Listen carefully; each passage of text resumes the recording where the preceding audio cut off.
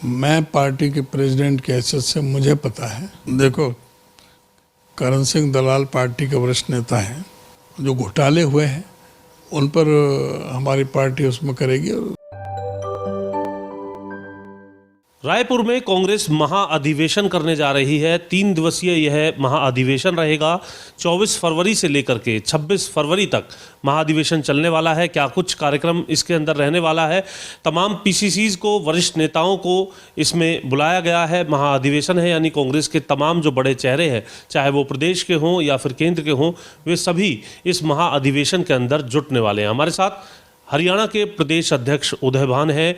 उनसे जानेंगे कि जब ये इस महाअधिवेशन में जाएंगे तो क्या कुछ कार्यक्रम इसमें रहेगा। सर, क्या कुछ एजेंडा है इस महाअधिवेशन को लेकर के? महाअधिवेशन पूरा कांग्रेस पार्टी का है, नेशनल लेवल का, और उसमें सभी जो डेलीगेट हैं उन सबको उसमें आमंत्रित किया गया है। जिन जिन डेलीगेटों ने कांग्रेस प्रेसिडेंट के लिए वोट डाला था वो सभी इसमें एलिजिबल हैं। हमारे भी 195 डेलीगेट हैं टोटल, वो सभी जा रहे हैं। तो वहाँ पर पार्टी ने जो वरिष्ठ नेताओं के अलग अलग से कमेटियाँ बनाई हैं। कोई नेता किस कमेटी में, कोई किस कमेटी में है। तो वहाँ पर एक फॉरेन अफेयर्स से है संबंधित कमेटी, एक इकोनॉमिक उस पर आर्थिक आधार पर, एक कृषि संबंधित है, उसके हेड हुड्डा साहब को बनाया गया है। इस तरह एक सोशल जस्टिस का है। तो इस तरह से कई कमेटियां जो बनाई हैं उन पर जो प्रस्ताव आएंगे वो अपने अपने उस पर डिस्कशन होगा कमेटी के अंदर, जिस तरह से उदयपुर चिंतन शिविर में हुआ था। और उसके बाद वो रिपोर्ट देंगे, रिपोर्ट सबमिट की जाएगी। फिर कांग्रेस प्रेसिडेंट और जो हमारे जो नेशनल जो बड़े नेता हैं उसको संबोधित करेंगे। 25 और 26 में संबोधित करेंगे, 24 को सब एंटर कर जाएंगे वहाँ। क्या सीडब्ल्यूसी का भी कोई चुनाव जो है वो संभावित है इस बैठक में? हाँ, इसमें सभी जो भी सीडब्ल्यूसी के बारे में वो भी फैसला होगा। जो कमेटी, स्टीयरिंग कमेटी है, वो निर्णय लेगी कि इसमें इलेक्शन से होना है या ऑथराइज कर देते हैं कांग्रेस प्रेसिडेंट को। ये उसका अधिकार क्षेत्र है, तो वो इस पर करेंगे। अगर जो चुनाव होना है तो चुनाव होगा, और नहीं होगा तो ऑथराइज करेंगे कांग्रेस प्रेसिडेंट को। जी सर, संगठन की अगर हम बात करें तो कांग्रेस का जो संगठन है, केंद्र की भी अगर हम बात करें या हरियाणा की भी बात करें, लंबे समय से हम देख रहे हैं कि तारीखें भी दी जाती हैं, ये भी कहा जाता है जल्द बन जाएगा, लेकिन जो लिस्ट जो आते हुए नज़र नहीं आती है। हरियाणा में तो ये हाल है कि लिस्ट भी आती है तो वो वापस हो जाती है। नहीं, ऐसा कभी नहीं हुआ कि लिस्ट आई और वापस हो गई। अभी अभी आपने देखा कि सारे डेलीगेट हमारे हो चुके सबके, और बाकी जो है ना वो सारे पूरी सूची सबकी तैयार है। और पीआरओ ने के जरिए वो सारा वो चुनाव की प्रक्रिया पूरी हो चुकी है, वहाँ सारे फैसले हो चुके हैं। वो किसी भी समय डिक्लेयर कर सकते हैं। और कांग्रेस में तो लोकतांत्रिक पार्टी है, इसमें तो चुनाव के जरिए फिर वैसे भी सारी चीज़ हुई है। आप जब प्रदेश अध्यक्ष बने थे, आप बड़ी गर्मजोशी के साथ आपने तारीखें तय की कि आपको संगठन अगले मार्च तक मिल जाएगा। उसके बाद फिर आपने एक तारीखें दी, लेकिन फिर आप समझ चुके कि गुटबाजी है, तारीख देना ठीक नहीं है, इससे गुटबाजी और ज़्यादा बढ़ सकती है। ऐसा नहीं है, गुटबाजी कोई नहीं थी, जब पहले भी पता था। लेकिन तारीख नहीं दे पा रहे आप, तारीख नहीं दे पा रहे। अभी भी पता है, अंदाज़ा आइडिया लगाया जाता है।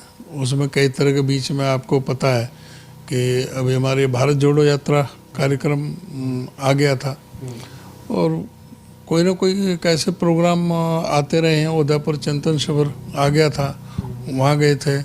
फिर अब ये हाथ कार्यक्रम तो चलते रहेंगे, लेकिन संगठन हो तो ज़्यादा अच्छे चलेंगे। ये आपके नेता लगातार कहते हैं। हमने आज जो पूर्व मंत्री हैं आपके, करण दलाल, और आपके क्षेत्र से भी आते हैं, उनसे भी हमने पूछा था। उनका ये कहना था कि सभी जो नेता हैं, जो वरिष्ठ नेता है, वो ये चाहते हैं उनके जो चहेते लोग हैं उन्हें एडजस्ट किया जाए। इस वजह से गुटबाजी अभी भी बरकरार है। वो बिल्कुल इनकार नहीं कर रहे इस बात से। देखो, करण सिंह दलाल पार्टी के वरिष्ठ नेता हैं। वो क्या कह रहे हैं, उनके हिसाब से कह रहे हैं। मैं पार्टी के प्रेसिडेंट की हैसियत से मुझे पता है कि इस समय किसी तरह का कोई भी अब कोई डिस्प्यूट नहीं है और सारी सूचियां कंप्लीट है और किसी भी समय सूची प्रकाशित हो सकती है। लेकिन डेट नहीं देंगे आप? हाँ, डेट देने की जो आवश्यकता नहीं है। जब सारी चीज़ है हम हमारी तरफ से, असल में ये काम जो है फरवरी माह में देखने के लिए मिलेगी कोई सूची? इसी माह में 28 फरवरी से पहले पहले कितनी सूची आप मानते हैं? संभावित सूची आप बता दीजिए। मैं समझ रहा हूँ आप तारीख नहीं दे पा रहे हैं। ये जो 24, 25, 26 का अधिवेशन है ना, इससे पहले सारा हो जाएगा। सारी सूची आ जाएगी आपकी, यानी कि 24 तारीख से पहले पूरी कांग्रेस जो है वो संगठन के साथ उस अधिवेशन के अंदर शामिल। बिल्कुल बिल्कुल। इसके अलावा अब तो डेट दे दी। अब तो डेट दे दी आपको, 24 से पहले हो रहेगा। संगठन बनाने के लिए आपको अग्रिम शुभकामनाएं भी हम देते हैं खबरें अभी तक की तरफ से। इसके साथ साथ अब हरियाणा का जो बजट सत्र है वो 20 तारीख से शुरू हो रहा है। इसको लेकर के आप क्या मानते हैं? कल बैठक भी नेता प्रतिपक्ष भूपेंद्र हुड्डा ने बुलाई है विधायक दल की। आप किस तरीके से देखते हैं इस बजट सत्र को? कांग्रेस किन मुद्दों को लेकर के जाएगी, एक प्रदेश अध्यक्ष के नाते अगर आपसे जाना? नहीं, अभी विधायक दल की मीटिंग है, उसमें सारे इश्यूज डिस्कस होंगे। जो इस समय जो लॉ एंड ऑर्डर की स्थिति जो प्रदेश के अंदर बहुत ज़्यादा खराब हो चुकी है और इसका केंद्र सरकार ने भी इससे भी जो आए हैं रिपोर्ट है उसमें भी बहुत वर्स्ट पोजीशन दिखाई है हरियाणा की। ये सबके लिए चिंता का अवसर है और इसको एकदम गंभीरता को देखते हुए इसको बिल्कुल अच्छे ढंग से हमारी पार्टी इसको उठाएगी मजबूती के साथ में। और जो हीनियस क्राइम बढ़े हैं प्रदेश के अंदर, जो घोटाले हुए हैं, उन पर हमारी पार्टी उसमें करेगी। और साथ ही जो चाहे वो पंचायतों का मैटर है उनको, चाहे बेरोजगारी का मामला है, बेरोजगारी का ये कहते रहे कि भाई हर साल हम 50,000 नौकरियां देंगे।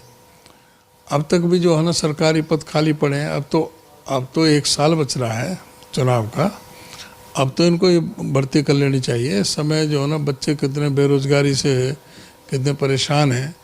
32 बार पर्चे लीक हो चुके हैं स्टाफ सिलेक्शन कमीशन के और HPSC के।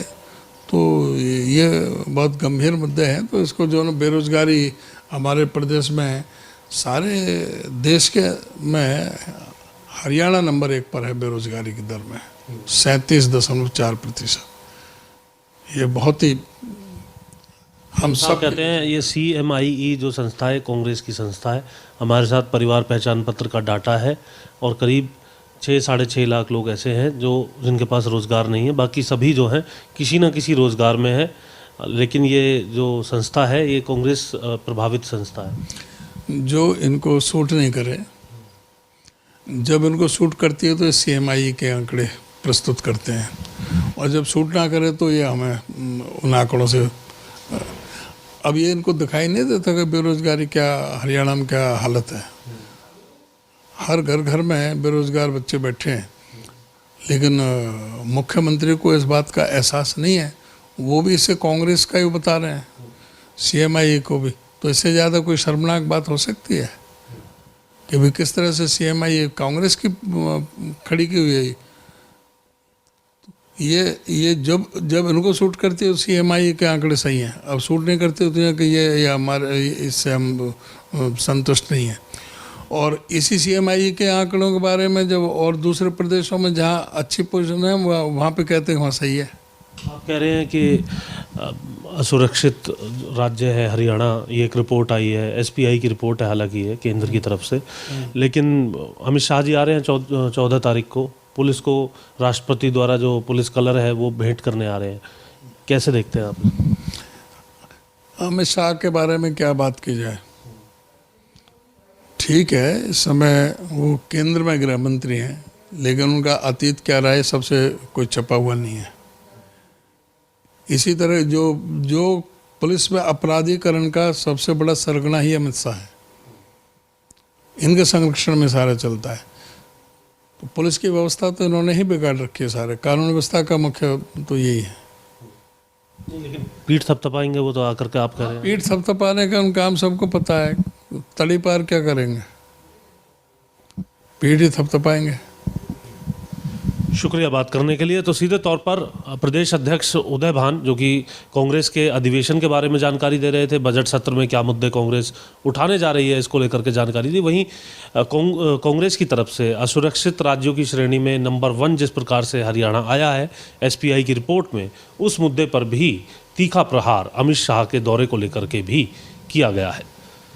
चंडीगढ़ से कैमरामैन राहुल के साथ जितेंद्र चौधरी, खबरें अभी तक।